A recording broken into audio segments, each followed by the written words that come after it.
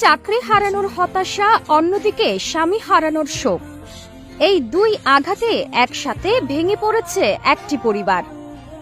আর এমন একটি হৃদয় বিদারক ঘটনায় আজ অনিশ্চয়তার দিন কাটাচ্ছেন অপর্ণা দত্ত জয়া আর তার দুই স্কুল পড়ুয়া সন্তান।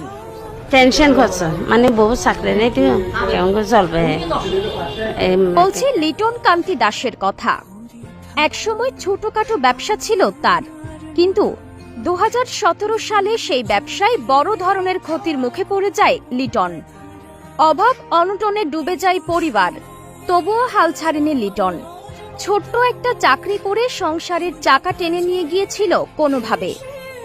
অপর্ণা দত্ত জয়া তার স্ত্রী স্নাতকোত্তর পাশ করার পর 2022 সালে বাংলাদেশ ইসলামী ব্যাংকে অফিসার পদে চাকরি পেয়েছিলেন। তখন মনে হয়েছিল বহুদিনের কষ্টের পর হয়তো একটু আলো দেখা দিয়েছে এই পরিবারের জীবনে, কিন্তু সেই আলোও বেশি দিন স্থায়ী হয়নি। আগে ছেলে ব্যবসা করতো, ব্যবসা 2017-এর মধ্যে ব্যবসা নষ্ট হয়ে গেছে। চাকরি করতো ছোটখাটো, ছেলে খুব অসুবিধা ছিল, বউর লেখাপড়া ছিল, বউর একটা চাকরি পেয়েছি। ওই চাকরিটা ছেলে মেয়ে নাতিদেরকে বড় উপকার হয়ে গেছে। ইসলামী ব্যাংকে চাকরি চলে গেছে।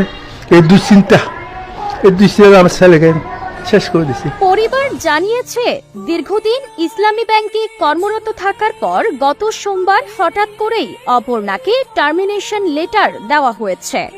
চাকরি হারানোর খবরটা প্রথমে স্বামীকে বলেননি তিনি। চলে গেছে ঢাকায়, এসো মালপত্র নিয়ে বাড়ি ফিরতে হবে।